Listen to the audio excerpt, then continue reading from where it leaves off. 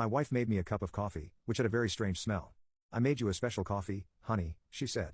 I answered, "How sweet," and quietly swapped the mugs with my sister-in-law, who always bullied me. 30 minutes later, I, a 36-year-old man, had been married to my wife for 8 years. The whole time, I've been treated like garbage by her family. The biggest pain in my ass is my sister-in-law, who has made it her life mission to make me miserable.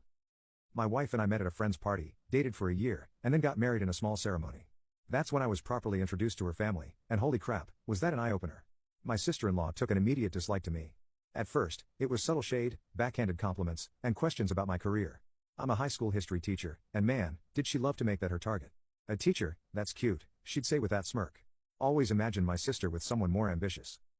My wife never defended me, she just changed the subject or laughed it off like her sister was making some harmless joke. Over time, the comments got more direct and nasty. At our first Thanksgiving as a married couple, I accidentally spilled red wine on my new shirt. When I went to clean up, I overheard her telling my wife, "Honestly, what do you see in him? You could have had anyone, but you settled for a teacher who probably makes less than my housekeeper."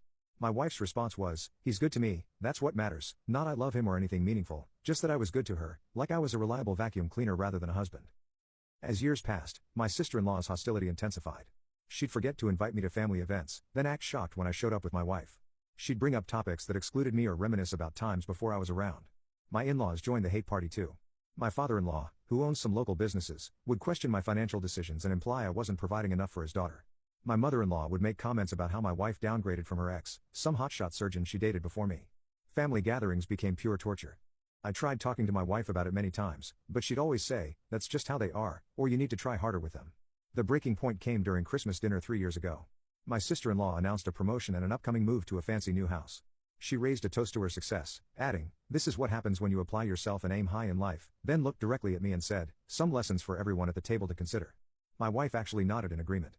The rest of the night, they discussed my sister-in-law's achievements while making pointed remarks about how teaching was a safe career with limited potential. What they didn't know was that I had been offered a position developing district curriculum, which would have boosted my salary and career. I turned it down because my wife asked me to. She didn't want me working longer hours or traveling to other schools. Yet there she was, nodding along as her family called me a loser. After that night, I started avoiding family gatherings when possible. My wife didn't like this and became increasingly critical, saying I wasn't making enough effort with her family.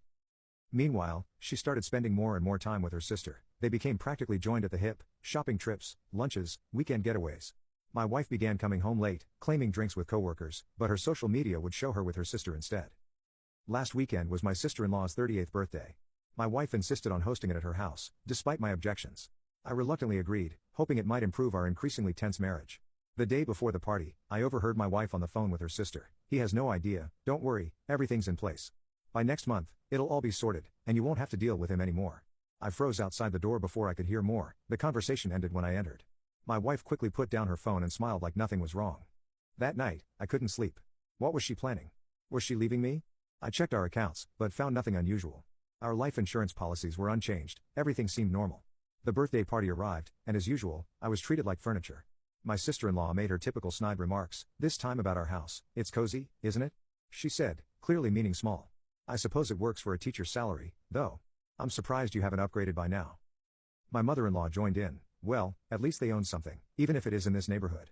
Our neighborhood is perfectly nice, good schools, safe streets, but to them, it might as well be a dump compared to their fancy addresses."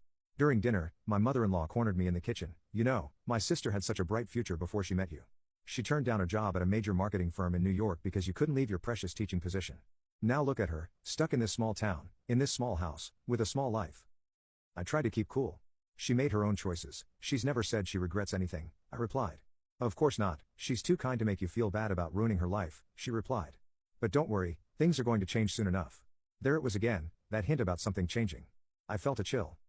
After everyone left, I tried talking to my wife about how her family treated me, but she dismissed my concerns as usual. This time, though, she seemed distracted, constantly checking her phone and avoiding eye contact. The next morning, I woke up early to grade papers. My wife came into the study and asked if I wanted coffee. I said yes, thinking maybe this was a peace offering after last night's tension. Minutes later, she returned with 2 mugs. She handed one to me with an oddly intense stare. "I made you a special coffee, honey," she said with a smile that didn't reach her eyes. As I lifted the mug, I caught a strange scent, something bitter and chemical beneath the coffee. It reminded me of antifreeze, a sweet but distinctly off smell. "How sweet," I replied cautiously, setting the mug down without drinking it. My wife lingered, watching me expectantly. When I didn't immediately drink, she frowned slightly. "Is something wrong with your coffee?" she asked. Before I could answer, the doorbell rang. She sighed, "That must be my sister, she left her purse here last night." As my wife went to answer the door, I stared at the coffee, horrible suspicions forming. I recalled the conversation I'd overheard, my sister-in-law's comment about things changing soon. When my wife entered the study, I decided to trust my gut. While my wife went to get another cup of coffee for her sister, I quickly switched my untouched mug with my sister-in-law's empty mug on the desk. My wife returned with a fresh cup for herself, not noticing the switch. My sister-in-law, thinking she'd been given a new mug of coffee, took a large gulp from what was actually my suspicious drink. She grimaced slightly but continued drinking. We sat making small talk, my sister-in-law making her usual comments. You can click on share and more to see if there is a part 2.